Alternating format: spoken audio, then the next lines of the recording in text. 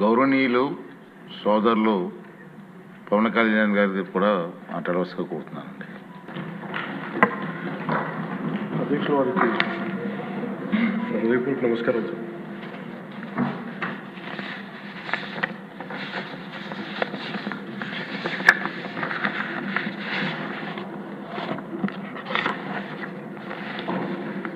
Governor గారి ప్రసంగానికి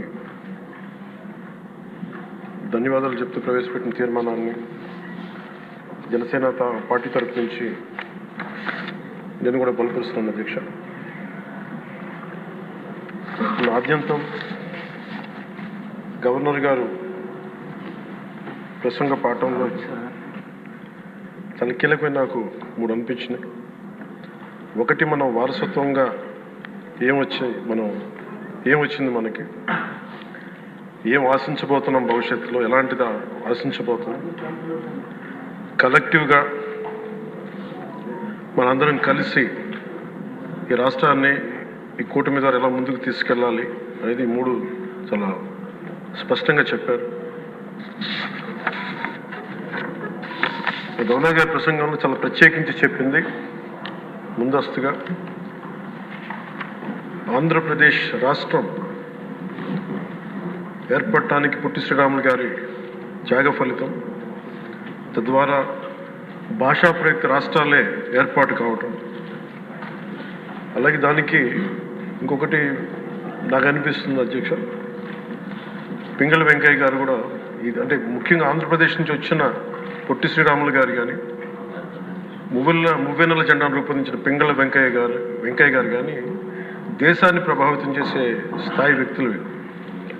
ఒకరి త్యాగం వల్ల భాషా ప్రయుక్త రాష్ట్రాలు ఏర్పడితే ఇంకొకరి రూపకల్పన వల్ల దేశానికి జెండా వచ్చింది. ఇలాంటి గొప్ప మహానుభావులు పుట్టిన నేల. దామోదరం సంజీవి గారు లాంటి మహానుభావులు సంస్కరణలు తీసుకోవాలి, అలాంటి వారు గొప్ప సంస్కరణలు తీసుకొచ్చిన నేల ఇది. పివి నరసింహారావు గారు, అలాగే శ్రీ ఎన్టీ రామారావు గారు, వీరందరి పరంపరలో ఎప్పుడు ఆంధ్రప్రదేశ్ ముందుకెళ్తూనే ఉంది. అలాగే ఈరోజు ముఖ్యమంత్రి వారి గౌరవ ముఖ్యమంత్రి శ్రీ చంద్రబాబు నాయుడు గారు లేరు, వారి గురించి కూడా చెప్పాల్సి ఈ సందర్భంలో. ఆంధ్రప్రదేశ్కి ఎవరన్నా రావాలి అనుకుంటే ముందస్తుగా చంద్రబాబు గారు పాలన స్టార్ట్ చేసినప్పుడు, ఆయన ముఖ్యమంత్రిగా ఉన్నప్పుడు ప్రతి ఒక్కరూ మేము వచ్చి ఆంధ్రప్రదేశ్కి వచ్చి పని చేయాలి, ప్రతి ఐఏఎస్ అధికారి, ప్రతి ఐపీఎస్ అధికారి తపన పడేవారని నాకు ఢిల్లీలో చాలామంది ఐఏఎస్ అధికారులు చెప్పారు. అలాంటి అద్భుతమైన పాలన, ఛాలెంజెస్ని అధిగమించి ఆంధ్రప్రదేశ్ని అభివృద్ధి దిశగా తీసుకెళ్లారు. ముఖ్యంగా ఆయన బాగా నచ్చే అంశం నాకు ఆయనలో ప్రత్యర్థులను కూడా గౌరవించే గొప్ప గుణం. మొన్న ఈ మధ్యన మాకు చెప్తూ కూడా రాజశేఖర రెడ్డి గారి గురించి చెప్తూ ఆయన గురించి కూడా, ఆయన ఎంత ప్రత్యర్థి అయినప్పటికీ కూడా ఆయన గురించి కూడా మంచి వాక్యాలు చెప్పి ఆయన చేసిన మంచి పనిని కూడా చెప్పే సహృదయం ఉంది నారా చంద్రబాబు గారికి. వాటి నుంచి తీసుకోవాలి, ఇది మేము నాలాంటి వాళ్ళు నేర్చుకోవాలి, అలాంటి యంగ్స్టర్ మాకు కొత్తగా వచ్చిన వాళ్ళు నేర్చుకోవాలి. అలాగే కర్నూలు 1953లో కర్నూలు రాజధానిగా వచ్చింది. ఎప్పుడు మనకి ఇన్ని సంవత్సరాలుగా, ఇన్ని దశాబ్దాలుగా ఇంకా కొట్టుకుంటూనే ఉన్నాం. అన్ని రాష్ట్రాలు ఏర్పడ్డాయి, భాషా ప్రయుక్త రాష్ట్రాలు ఏర్పడ్డాయి. దేశం అంతా ఎవరికి రాజధాని వచ్చింది, ముందుకెళ్ళిపోయారు, అభివృద్ధి చెందారు. కానీ మన ఆంధ్రప్రదేశ్కి వచ్చేటప్పటికి కర్నూలు రాజధానిగా ఏర్పడింది. కాదని చెప్పి మళ్ళీ తెలంగాణలో కలిపారు. కొన్ని దశాబ్దాల తర్వాత మళ్ళీ విభజన జరిగింది, మళ్ళీ రాజధాని కోసం ఎత్తుక్కుంటూనే వచ్చాం. కింద మీద పడి 14 నుంచి 19 చాలా కష్టంతో ఒక రాజధానిని అత్యంత ఖర్చుతోటి నిర్మించే దశలో ఉండగా పరిస్థితుల్లో అనుకూలించగా గత ప్రభుత్వం వచ్చింది. వాళ్ళు 3 రాజధానులు తీసుకొచ్చారు. ఎప్పుడు కూడా ఇన్ని సంవత్సరాలు, ఇన్ని దశాబ్దాలుగా మనకు స్థిరమైన రాజధాని అనేది ఒకటి లేదు. అది బేసిక్గా అది కేంద్ర బిందువు ఒక అభివృద్ధికి, ఒక రాష్ట్రానికి. ఈసారి మటుకు చంద్రబాబు గారి ఆధ్వర్యంలో, గౌరవ ముఖ్యమంత్రి చంద్రబాబు గారి ఆధ్వర్యంలో ఇంకెప్పటికీ భవిష్యత్తు తరాలు ఇంకెప్పుడు ఏది రాజధాని, ఒక రాజధాని రెండా కాకుండా అమరావతి రాజధానిగా ఉండాలి, దాన్ని ముందుకు తీసుకెళ్ళాలి. దానికి మేమందరం సహకరిస్తామని ఈ సందర్భంగా మీకు తెలియజేసుకున్నాం అధ్యక్ష. అలాగే మనం వారసత్వంగా వచ్చింది మనం పొట్టి శ్రీరాములు గారి దగ్గర నుంచి, పింగళ వెంకయ్య గారి దగ్గర నుంచి మువ్వెన్నెల జెండా, భాషా ప్రయుక్త రాష్ట్రాలు వస్తే చెడు కూడా అట్లాగే మనం వచ్చింది అధ్యక్ష. మనకి గత ప్రభుత్వం మనకు అందించింది కీలకమైన పోలవరాన్ని పూర్తి చేయకపోవటం, సకాలంలో పోలీసులకు కానీ మిగతా ఉద్యోగులకు కానీ జీతభత్యాలు ఇవ్వలేకపోవటం, అన్ని డిపార్ట్మెంట్స్లో నిధులు మళ్లింపు, కనీసం రోడ్లు కానీ బ్రిడ్జెస్ కానీ మౌలిక సదుపాయాలు లేకుండా చేయటం, రివర్స్ టెండరింగ్ అని కానీ వ్యవస్థలను నిర్వీర్యం చేయటం, సహజ వనరుల దోపిడీ, ఎర్రచందనం దోపిడీ, ఇక ఋషికొండ ఇలాంటి వైజాగ్లో ఎర్రమట్టి దిబ్బల్ని అడ్డగోలుగా నాశనం చేసేయటం, మద్యం ద్వారా కూర్చోబెట్టి అరాచకాలు చేయటం, పెట్టుబడులు వద్దామని ఎవరైనా వస్తుంటే వాళ్ళు భయపెట్టేసి రివర్స్ టెండరింగ్ అని చెప్పి వారిని పారిపోయేలా చేయటం పారిశ్రామికవేత్తలని. ఇది మనం తద్వారా మనకి వాళ్ళ ద్వారా కూడా వచ్చిన వారసత్వం అధ్యక్ష. వీటన్నిటినీ అధిగమించి ఎలా ముందుకెళ్ళాలి, ఏ స్థాయిలో వెళ్ళాలి అనేది నేను మొన్న ఎలక్షన్ ముందు కూడా మా సహచరులందరికీ కూడా చెప్పాను, ప్రతిసారి ప్రజలందరికీ కూడా తెలియజేశాను. ఒక సుదీర్ఘమైన అనుభవం ఉన్న నాయకులు ఈ రాష్ట్రానికి చాలా అవసరం. దేశంలో కూడా ఇంకెవ్వరికి రాని పరిస్థితి మన రాష్ట్రానికి వచ్చింది. మనస్ఫూర్తిగా నేను అంతకుముందు ఏమి చెప్పాను, ఈరోజు కూడా అదే చెప్తున్నా అధ్యక్ష. 4 దశాబ్దాల సుదీర్ఘ అనుభవం ఉన్న శ్రీ గౌరవ ముఖ్యమంత్రి శ్రీ నారా చంద్రబాబు నాయుడు గారి అధ్యక్షతన, ఆయన లీడర్షిప్ కింద మేమందరం నేర్చుకొని, నాలాంటి వాడుగా నేర్చుకొని కింద పనిచేయడానికి, రాష్ట్రాన్ని అభివృద్ధి వైపు పయనం చేసేలా ముందుకెళ్ళడానికి సంసిద్ధంగా ఉన్నాం. మేము దాన్ని కట్టుబడి ఉన్నాం. ముఖ్యంగా లా అండ్ ఆర్డర్ చాలా క్షీణించిపోయింది. ఈ లా అండ్ ఆర్డర్ విషయంలో చూస్తే సాక్షాత్తు గౌరవ ముఖ్యమంత్రి గారిని దాదాపు అకారణంగా అన్యాయంగా 53 రోజులు ఆయన్ని ఒక ఫాల్స్ కేసులు పెట్టి జైల్లో పెట్టారు. అలాగే అధ్యక్ష, మీరు కూడా గతంలో మిమ్మల్ని కూడా ఎంత వేధించారో మా అందరికీ తెలుసు, సభ్యులందరికీ తెలుసు. నేను రఘురామకృష్ణరాజు గారు కూడా ఏ స్థాయిలో అనుభవించారో అందరికీ రాష్ట్రం అంతా తెలుసు. కానీ చాలా పెద్ద మనసుతోటి ఆయన వస్తే చాలా మనసు విప్పి నవ్వుతూ మాట్లాడటం చాలా ఆనందం కలిగించింది.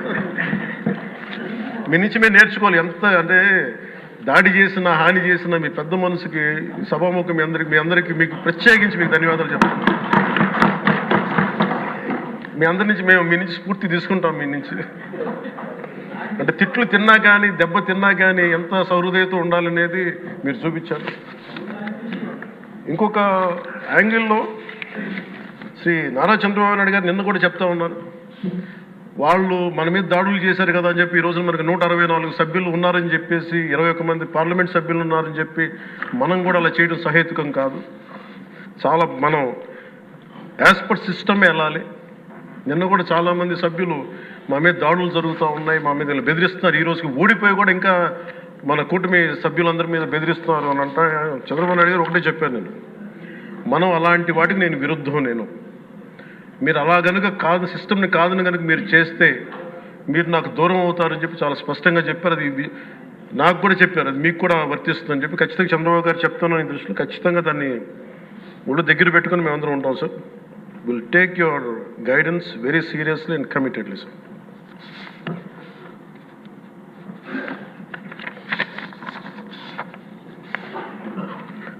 అలాగే కేంద్ర నాయకత్వం నిన్న ఈరోజు ఇందాక న్యూస్లో చూసిన అధ్యక్ష, 15,000 కోట్ల రూపాయలు మన ఏ అమరావతి లేకుండా ఈరోజు వరకు ఇబ్బంది పడతాను, అలాంటి అమరావతికి కేంద్ర మంత్రి మన నాయకులు గౌరవ ప్రధానమంత్రి శ్రీ నరేంద్ర మోదీ గారు బడ్జెట్లో ఈ రోజున 15,000 కోట్ల రూపాయలు అమరావతి కోసం రిలీజ్ చేసినందుకు సహృదయంతో మనస్ఫూర్తిగా కూటమి తరపున, మా అందరి తరపున కూడా వారికి ధన్యవాదాలు తెలియజేస్తాం అధ్యక్ష. To Honorable Prime Minister Sri Narendra Modi ji, we are grateful to you, sir, for releasing the funds and will be eternally indebted to you, sir. అలాగే భవిష్యత్తులో అధ్యక్ష చంద్రబాబు గారు కూడా చాలా స్పష్టంగా చెప్పారు నిన్న, ప్రభుత్వంలో భాగస్వామ్యంలో ఉన్న కార్యకర్తలు కానీ మా సహచర ఎమ్మెల్యేలు కానీ మీరు వ్యక్తిగతంగా ఏ తప్పులు చేసినా అది ప్రభుత్వం మీద పడుతుంది. అలాంటి తప్పులు జరగకుండా చూసుకోండి. అలాంటివి జరిగితే మటుకు నేను ఎవరైనా స్థనామనం లేకుండా నాకు వాళ్ళకి సిస్టమ్ పనిచేస్తూ ఉంటుంది. అది మీరు అర్థం చేసుకోండి నేను ఏ ఉద్దేశంతో చెప్తానని చెప్పారు అధ్యక్ష. ఇలాంటి తప్పులు జరిగితే అవి వ్యక్తులు చేసిన తప్పులు పార్టీలకు కానీ ప్రభుత్వానికి కానీ చెడ్డ పేరు రాకూడదు. దాన్ని ఎలా హ్యాండిల్ చేసుకోవాలో జనసేన పార్టీ తరఫు నుంచి నేను మా వాళ్ళందరికీ కూడా ఒకటే తెలియజేశాను. మీరు వ్యక్తిగతంగా కనుక ఏదన్నా చేసి అది కూటమి ప్రభుత్వానికి ఇబ్బంది కలిగితే నేను వారిని వదులుకోవడానికి సిద్ధంగా ఉన్నానని చెప్పి చాలా స్పష్టంగా తెలియజేశాను అధ్యక్ష. అది మీరు ఇసుక విధానాల్లో కానీ మైనింగ్ విధానాల్లో కానీ ఏ రకంగానా సరే గత ప్రభుత్వం చేసింది కదా మేము కూడా చేస్తామని ఎవరన్నా నాకు జనసేన పార్టీ తరఫు నుంచి ఎవరన్నా సరే ఉంటే వారిని నియంత్రించే బాధ్యత, వారిని సరిచేసే బాధ్యత మేము తీసుకుంటాం. అలాగే చట్టపరమైన తప్పు జరిగితే చట్టపరంగా ఎలాంటి చర్యలు తీసుకోవాలో అది మాకు కూడా అప్లై చేయండి. నాతో సహా మేము తప్పు చేస్తే నాతో సహా ఆ చట్టాలు నాకు కూడా అప్లై చేయండి. ఎవరు దీనికి అతీతులు కాదు. దీనికి ముఖ్యంగా ఈ 5 సంవత్సరాల కాలం ఇది హాలిడే కాదు ఎవరికి. మన ముఖ్యమంత్రి గారు కూడా చెప్తా ఉన్నారు, ట్రాఫిక్ జామ్స్ ఎంతసేపు జరుగుతున్నాయి, ఈ ప్రోటోకాల్స్ ప్రకారం సెక్యూరిటీ హ్యాజర్డ్స్లో ఎంతసేపు ట్రాఫిక్ ఆపుతున్నారు, ఒక 2-3 నిమిషాల మించి ప్రజలు ఇబ్బంది పడకూడదని పదే స్పష్టంగా చెప్తా ఉన్నారు. అలాగే మన ఎస్కార్ట్ సెక్యూరిటీ వల్ల సామాన్య ప్రజలు ఇబ్బంది పడకూడదని మాకు దృష్టికి తీసుకొచ్చారు. ఖచ్చితంగా దాన్ని మా కింద అధికార యంత్రాంగాన్ని మొత్తానికి తెలియజేశాను సార్. అలాగే ఈరోజు మనకున్నది భవిష్యత్తు బాధ్యత. ఇది కేవలం ఈ హౌస్లో ఉన్న వ్యక్తులకే కాదు అధ్యక్ష, ఇంక్లూడింగ్ బ్యూరోక్రాట్స్కి. గత ప్రభుత్వం చాలా అవుట్రైట్ తప్పులు చేస్తూ ఉంటే కూడా బ్యూరోక్రసీ చాలా వరకు చాలా నిర్లిప్తంగా ఉండిపోయారు అధ్యక్ష. ఒక్క ఐఏఎస్ అధికారి ఏసార్లు రివ్యూ చేసిన ఒక్క ఐఏఎస్ అధికారి పేరు చెప్తా ఉంటారు. ఈ రోజున ఐఏఎస్ అధికారి ఏ శిక్ష పడకుండా వెళ్ళిపోయాడు. ఇలాంటి పరిస్థితులు జరుగుతూ ఉన్నాయి. So bureaucracy also has to take responsibility. And of course media ఏ సమస్యని హైలైట్ చేయాలి, ఏ సమస్యని హైలైట్ చేయకూడదు, ఏది ప్రజలకు అవసరం అనేది మీడియా మీద కూడా బాధ్యత ఉంది అధ్యక్ష. అలాగే సామాజిక మాధ్యమాలని స్థాయి దాటి మాట్లాడితే వారికి ఎలాంటి వాళ్ళని ఎలా పరిమితం చేయాలనేది కూడా ఒకసారి హౌస్ అందరూ ఆలోచించాలి. ఒకసారి దీని మీద ఒక విధి విధానాలు రూపొందించాలని కోరుకున్నాను అధ్యక్ష. అలాగే ముఖ్యంగా ఇక సభలో ఉన్న మా సహచర ఎమ్మెల్యేలు, గౌరవ ముఖ్యమంత్రి గారు, మేమందరం కూడా వీఆర్ ఆల్ కమిటెడ్ సార్. రాష్ట్ర భవిష్యత్తు కోసం, పునర్నిర్మాణం కోసం మేము సర్వం త్యాగం చేయడానికి సిద్ధంగా ఉన్నాం. తప్పులు జరిగితే వ్యక్తులు తప్పులు అవుతాయి కానీ పార్టీలు తప్పులు అవ్వం. సో ముగింపు వాక్యాలుగా అధ్యక్ష, కవి సామ్రాట్ శ్రీ విశ్వనాథ్ సత్యనారాయణ గారు చెప్పిన మాట ఒకటి అధ్యక్ష, అన్ని అనర్థాలకి మూలం మానవ ప్రవృత్తి హేతువు కానీ, వాని జాతి కానీ, కులం కానీ, మతం కానీ, ప్రాంతం కానీ కాదు.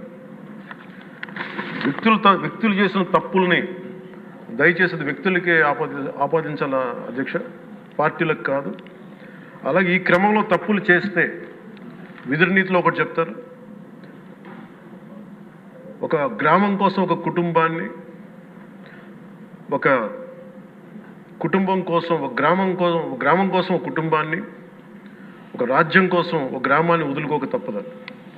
అలాగే నాలాంటి వాడు కూడా తప్పులు చేసిన అధ్యక్ష చాలా నిస్సందేహంగా నాలాంటి వాడిని కూడా శిక్షించాలి అధ్యక్ష. అలాంటి బలమైన సంకేతం ప్రజలకు పంపించాలి అధ్యక్ష. మేమందరం కూడా తప్పు ఎవరు చేసినా అది మనమే దాన్ని ముందుకు తీసుకెళ్ళకపోతే, నేను కూడా దీనికి సంసిద్ధంగా ఉన్నాను. నా ద్వారా ఏదన్నా తప్పులు జరిగినా, అవకతవకలు జరిగినా నా మీద కూడా చర్యలు తీసుకోవాలి. అది let it be any kind of issue sir. అది నేను నా వంతుగా నేను మీకు తెలియజేస్తున్నాను. I will be liable if I do any mistake as long as I hold this responsibility. అందుకని అందరం కూడా మేము దీన్ని స్ఫూర్తిగా తీసుకొని గౌరవ ముఖ్యమంత్రి శ్రీ చంద్రబాబు గారికి మీ అపారమైన అనుభవం రాష్ట్రానికి చాలా అవసరం.